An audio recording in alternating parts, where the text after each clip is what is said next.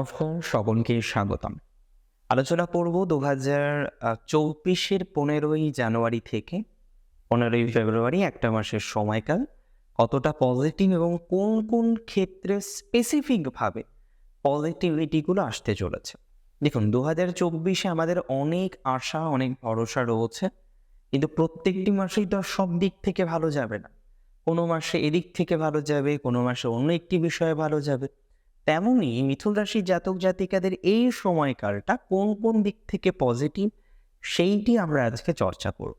তবে সবার প্রথমে আপনাদের বলে দিই, হেলথের ক্ষেত্রে ইমপ্রুভমেন্ট আমরা কিন্তু এই সময়ের মধ্যে দেখতে পারবো, বিশেষ করে ১৫ই জানুয়ারি থেকে ১লা ফেব্রুয়ারি পর্যন্ত।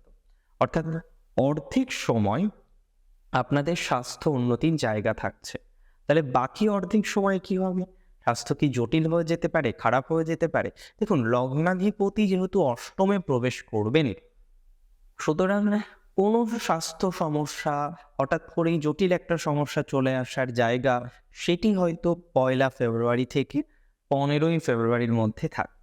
তবে প্রথম দিকটা অর্থাৎ জানুয়ারির শেষ অর্ধটা আপনাদের স্বাস্থ্যের জন্য গুরুত্বপূর্ণ, শুভ এবং শুভ ফলই কিন্তু আমরা লাভ করব। বিশেষ করে যাদের কোনো ক্রনিক ডিজিজ রয়েছে, এমন একটা ডিজিজ যেটা নিয়ে আপনি দীর্ঘদিন ধরে সমস্যার মধ্যে রয়েছেন, চেষ্টা করছেন ডিজিজ থেকে বেরিয়ে আসার জন্য, তার জন্য উপযুক্ত পন্থা অবলম্বন করছেন, কিন্তু প্রকৃত অর্থে আপনি কিন্তু সেই ডিজিজ থেকে, সেই সমস্যা থেকে পূর্ণাঙ্গভাবে বেরিয়ে আসতে পারছেন না।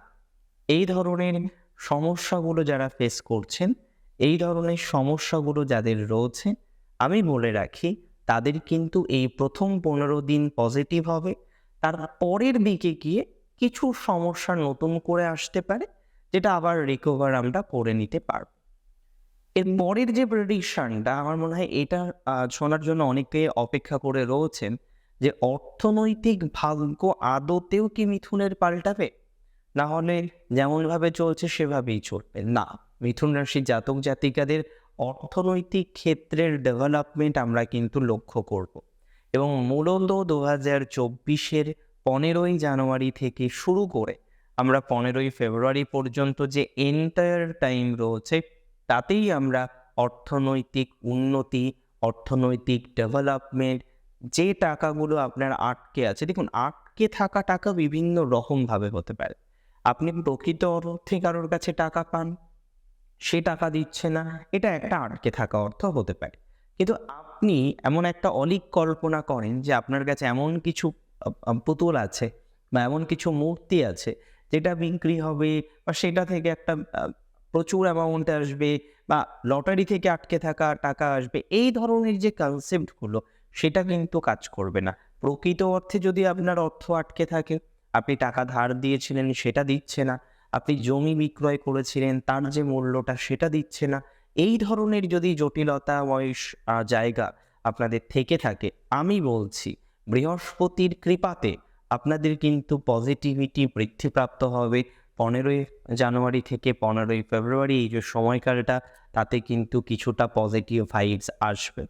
একই সাথে আমি বলে রাখি, যারা বিবাহ নিয়ে অত্যাধিক টেনসড রয়েছেন, মানে বিষয়টা ঠিক এরকম, পাত্র দেখছেন, পাত্রী দেখছেন, কথা হচ্ছে, কিন্তু বিয়ে আর ফাইনালাইজড হয় না। মানে কোথাও যেন গিয়ে বিয়েটা ভেঙে যাচ্ছে, এবং সেটি একবার নয়, বারংবার এই ধরনের একটা সমস্যা আপনি ফেস করছেন। যদি প্রকৃত অর্থে এই ধরনের সমস্যা আপনি কিছু ফেস করেন, যদি এই ধরনের একটা জটিলতার জায়গা, যে বিয়ে ঠিক হলো আবার ভেঙে গেছে, মোটামুটি ফিক্সড, আপনার হয়তো কার্ড ছাপাতে দেবেন বা ছাপাতেও দিয়ে দিয়েছেন, তারপরে দেখা গেল বিয়েটা ভেঙে গেছে। এবং ২০২৩-এ প্রচুরবার এই ধরনের প্রবলেম অনেক মিথুন রাশি জাতক জাতিকেরা ফেস করেছে। তবে আমি এটুকু আপনাদের বলতে পারি যে নতুন বিবাহ যোগ আপনাদের আছে। একাদশস্থ বৃহস্পতি ২০২৪-এর প্রথম ৪ মাস আপনাদের প্রভূত পরিমাণে সহায়তা করবে, এবং স্পেশালি আমরা যদি খুব ভালোভাবে একটু খেয়াল করার চেষ্টা করি, তাহলে আমরা জানুয়ারির ১৫ তারিখ থেকে ফেব্রুয়ারি মাসের ১৫ তারিখ পর্যন্ত যে সময়কালটা পাবো, সেটি কিন্তু আপনাদের এই যে বিবাহ সংক্রান্ত বিষয় নিয়ে কিছু ধনাত্মক ফলাফল দেবে, কিছু ধনাত্মকতা we can expect from that particular events. But problem is that সমস্যাটা ঠিক এই জায়গায় যাদের বিবাহিত জীবনে ডিভোর্স রিলেটেড কেস চলছে, বা বিবাহিত জীবনে যারা প্রচুর পরিমাণে অরিট, যে এই বিবাহিত জীবনের ভবিষ্যৎটা কি হতে পারে। অনেক চট দেখি যেখানে সত্যি কথা বলতে কি আমি কোনো ডিভোর্সের যোগই দেখলাম না। কোনো একজন জাতিকা আসলেন, আমি জাস্ট লাস্ট চেম্বারের কথাই বলতে পারি, তো আলোচনা করছি, চার্ট দেখলাম, এবং আমি জাস্ট তাকে যখন বিষয়টি সম্পর্কে অবগত করালাম, সেও একটু টেন্সড হলেন যদিও প্রাথমিক অবস্থায়। এখন যদি ডিভোর্সের যোগ না থাকে তাহলে কি হয়? তাহলে দেখা যায় ডিভোর্সের কেস চললেও সেটা এতটা লং হয়ে যায় যে তার পরবর্তীকালে গিয়ে সেটা হয়তো আর কন্টিনিউই করা হয়ে ওঠে না। এইরকম একটা অবকাশ, এইরকম একটা জায়গা সেটি কিন্তু সাধারণত তৈরি হয়। সো এটা একটা ভাবার বিষয় বলে আমি মনে করি। এই জায়গাটা নিয়ে একটু অন্তত অধ্যয়ন করার প্রয়োজনীয়তা রয়েছে নিজস্ব জন্মছকে, এবং নিশ্চিতভাবেই ডিভোর্স বা এই ধরনের সংক্রান্ত ডিসিশন নেওয়ার আগে অন্তত পক্ষে শুধু একজনের নয়, দুজনেরই হরোস্কোপ অ্যানালাইসিস করাটা আমার মনে হয় জ্যোতিষশাস্ত্র অনুসারে রেকমেন্ডেড, সেটা ইম্পর্টেন্ট। এবং সবথেকে ইম্পর্টেন্ট, অনেকে দেখবেন যে ডিভোর্সের জন্য অ্যাপ্লাই করেছিলেন, সেটা আপাতত মৃদু আছে, তারপরে আবার একটা প্যাচআপ হলো, পরবর্তীকালে আবার সমস্যা হলো। তো এই যে টানাপোড়েন অনেকের চলতে থাকে, যাদের ডিভোর্সের যোগ থাকে না, তাদের ডিভোর্স সহজে হতে চায় না, বা প্র্যাকটিক্যালি যদি বলতে হয় দুজনের চার্টেই ডিভোর্সের যোগ নেই, সেই ডিভোর্সটা কিন্তু বাস্তবায়িত হবে না, বা হওয়ার সম্ভাবনাটা একেবারে নেই। হ্যাঁ, আলাদা আপনি থাকতে পারেন, বাট লিগালি আপনারা কিন্তু স্বামী স্ত্রী হিসেবে প্রযোজ্য হবেন। আমি চলে আসি ফার্দার আলোচনা, এবং এখানে আমি কিন্তু একটু ব্যবসা সংক্রান্ত বিষয়েও আপনাদের সাথে চর্চা করে নেব। দেখুন, মিথুনের ব্যবসা নিয়ে আমরা প্রবলেম প্রচুর ফেস করেছি। 2023-এ ব্যবসা সংক্রান্ত নতুন নতুন জ্বালা মিথুনের এসেছে। কারোর ক্ষেত্রে আমরা লক্ষ্য করলাম ব্যবসায় লগ্নি করা নিয়ে সমস্যা, কারোর ক্ষেত্রে আমরা লক্ষ্য করলাম যে ব্যবসায় এমন একটা জটিলতা চলে এসেছে যে জটিলতাটা টোটালি আনএক্সপেক্টেড। একটা লিটিগেশনের ঝামেলা, একটা কাগজপত্র সংক্রান্ত বিষয়, যেগুলো আপনি এক্সপেক্ট করেন না, যেগুলোর এক্সপেকটেশন আপনার একেবারেই ছিল না, বিন্দুমাত্র ছিল না, কিন্তু কোনো একটি কারণবশত আমার মনে হয় সেই জায়গাটা আপনাদের জীবনচক্রে এসেছে। নাও হোয়াট টু ডু, এখন এটা নিয়ে কি করা যেতে পারে, এটা হচ্ছে প্রশ্ন। এবং এখানে একটা বিগ কোশ্চেন মার্কও থেকে যাচ্ছে যে এর ফলে বা এটাকে নিয়ে এবার কি করা যেতে পারে। দেখুন, আমি একটা কথা আপনাদের আরও স্পষ্টভাবে জানাতে চাই, মিথুন রাশি জাতক জাতিকাদের, যে আপনাদের পজিটিভিটি কিন্তু ইনক্রিজ করবে ব্যবসার ক্ষেত্রে। এই যে একটা মাসের সময়কাল নিয়ে আমরা আলোচনা করছি, এই সময়কালটা কিন্তু খুব ইম্পর্টেন্ট। কারণ সাধারণত এই একটি মাসে রবি গ্রহ, সূর্য, সে কিন্তু একটি রাশিতেই অবস্থান করে।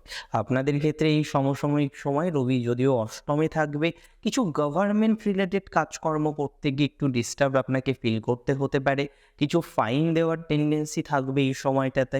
সুতরাং আমাদের এমন কোনো কাজের সাথে যুক্ত হওয়া যাবে না, বা যুক্ত না হওয়ার চেষ্টা করতে হবে যে ধরনের কাজগুলিতে যুক্ত হলে কিছু টেনশন বা কিছু ফাইন দিতে হতে পারে। তাহলে আমরা এই বিষয়গুলিকে অ্যাভয়েড করব।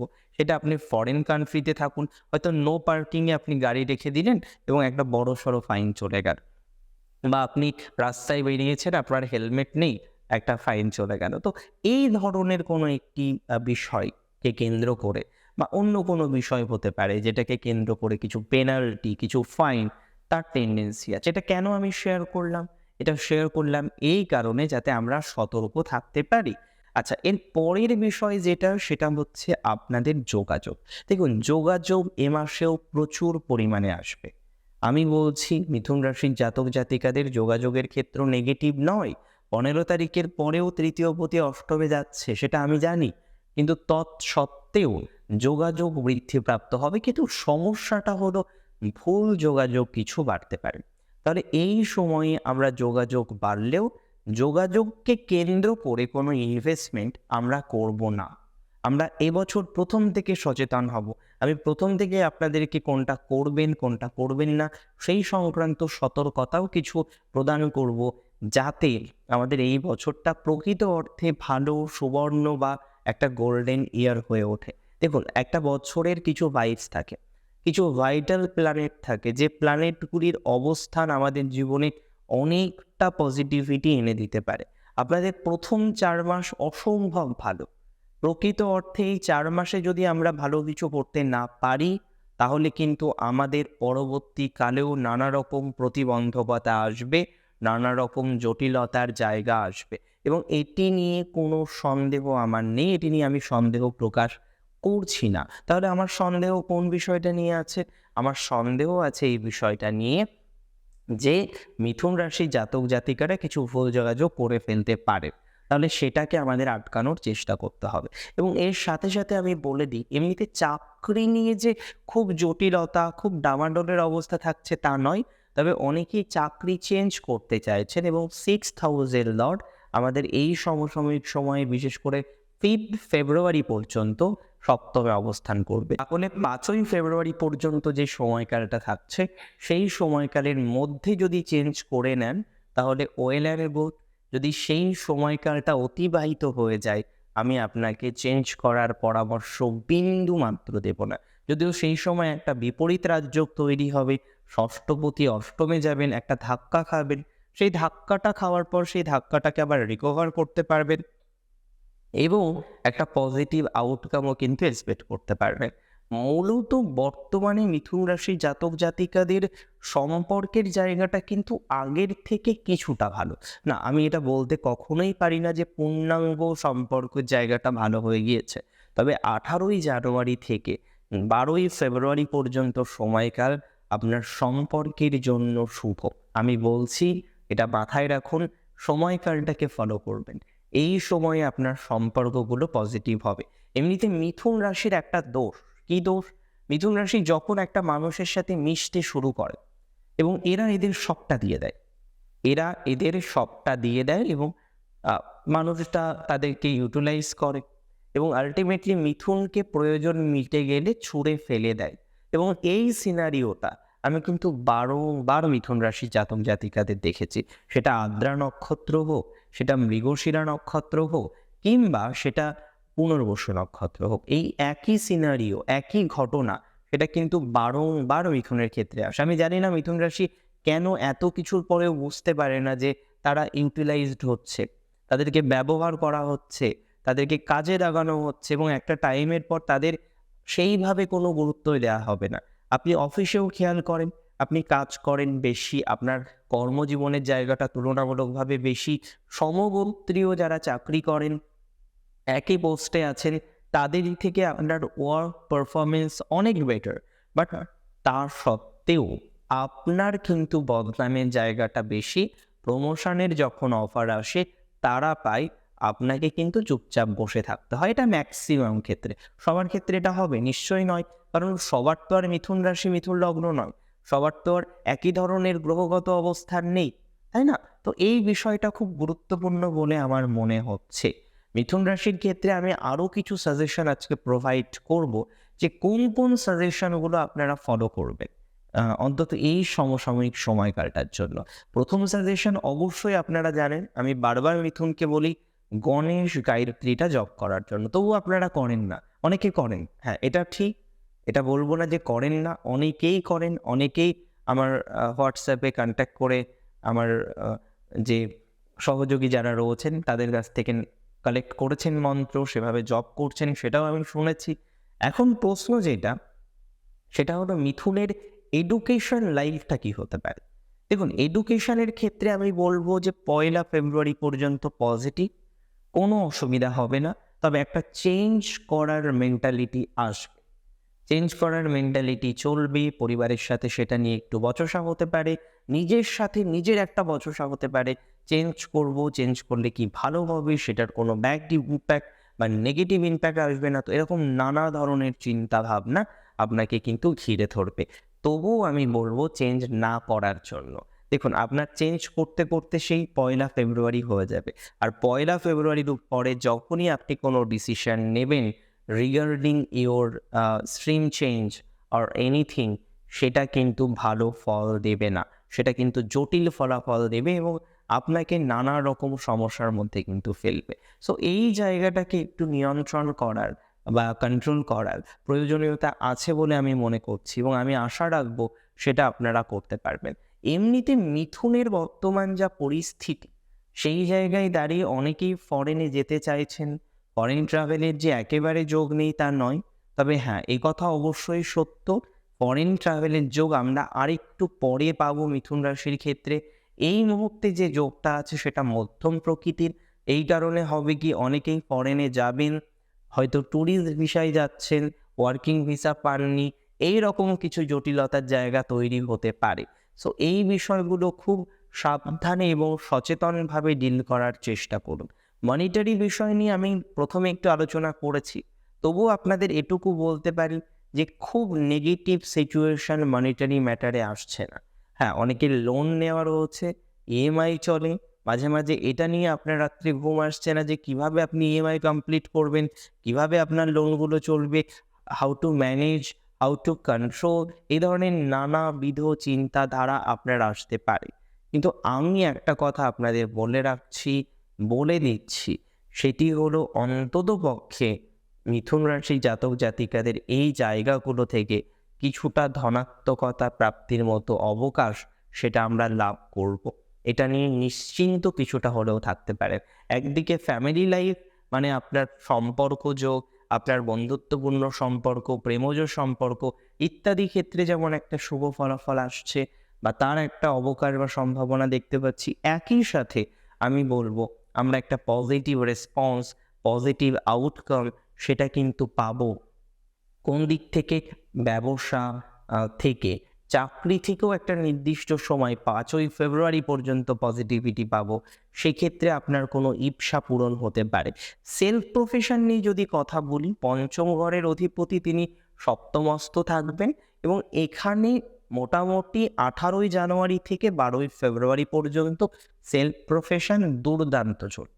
সেলফ প্রফেশন যারা যারা রয়েছেন, সেটা যদি ডক্টরও হয়ে থাকেন, আপনি হয়তো আদার্স কোনো প্রফেশনে আছেন, আপনি হয়তো বাচিক শিল্পী, আপনি সঙ্গীত জগতে আছেন, আপনি নৃত্য জগতে আছেন, যে বিষয়ের সাথেই আপনি অ্যাটাচ থাকুন না কেন, আমি মনে করি এক্ষেত্রে পজিটিভ রেসপন্স, পজিটিভ আউটকাম সেগুলো কিন্তু নিশ্চিতভাবে জেনে রাখুন আসতে চলেছে, আসবে, যদি আপনার রাশিটা হয়ে থাকে মিথুন। তবে মিথুনের শত্রুতার জায়গাটাকে নিয়ে ভাবতে হবে। আমি প্রত্যেককে পরামর্শ দেব মিথুন রাশির যাদের জন্মছকে রাহু ষষ্ঠ, অষ্টম অথবা দ্বাদশে বসে আছে, অষ্টমুখী রুদ্রাক্ষ ধারণ করার জন্য। তার সাথে মা বগলার মন্ত্রজপ রেগুলারলি করার চেষ্টা করুন, উপযুক্ত পদ্ধতি নিয়ন্ত্রণ করে। অনেকেই আমরা জপ করি, অনেকেই আমরা প্রতিদিন বিভিন্ন রকম স্পিরিচুয়াল অ্যাক্টিভিটিগুলোর সাথে থাকি, কিন্তু সমস্যাটা হয় কি, আপনি কোনো একটা চ্যানেলে শুনলেন যে এটা করো, আরেকটা চ্যানেলে শুনলেন আরেকটা করো, কিন্তু কোনগুলো করা যেতে পারে পরপর, যে আজকে মিথুন রাশির এই বিষয়গুলো আমরা রেগুলারলি ফলো করতে পারি, এরকমভাবে কিন্তু আমরা সেইভাবে দেখি না কেউ আলোচনা করেন। কিন্তু আমি খুব তাড়াতাড়ি চেষ্টা করব এই ধরনের একটা আলোচনা করার, যাতে অন্তত পক্ষে কিছু সঠিক মন্ত্র আপনি রেগুলার বেসিসে জপ করতে পারেন, যেটা আপনার জন্য শুভকারক হবে বা ধনাত্মক হবে। দেখুন, আজকের অনুষ্ঠান মূলত ছিল 15ই জানুয়ারি থেকে 15ই ফেব্রুয়ারি পর্যন্ত, একটা ভালো সময়, যেখানে আমরা দেখলাম বেশ কিছু পজিটিভিটি আছে, কিছু সতর্কতা অবলম্বন করতে বললাম। আরেকটা জিনিস ভুলে গেছি বলতে, সেটা হলো 12ই ফেব্রুয়ারি থেকে শেয়ার মার্কেটে যারা ইনভেস্ট করেন সচেতন থাকবেন। যদিও আমি ফেব্রুয়ারি রাশিফলে এই বিষয়টা একবার মেনটেন করে দেব। অনেক ভালো থাকুন আপনারা প্রত্যেকে। শ্রী গণেশ কৃপা করুক। জয় শ্রী গণেশ।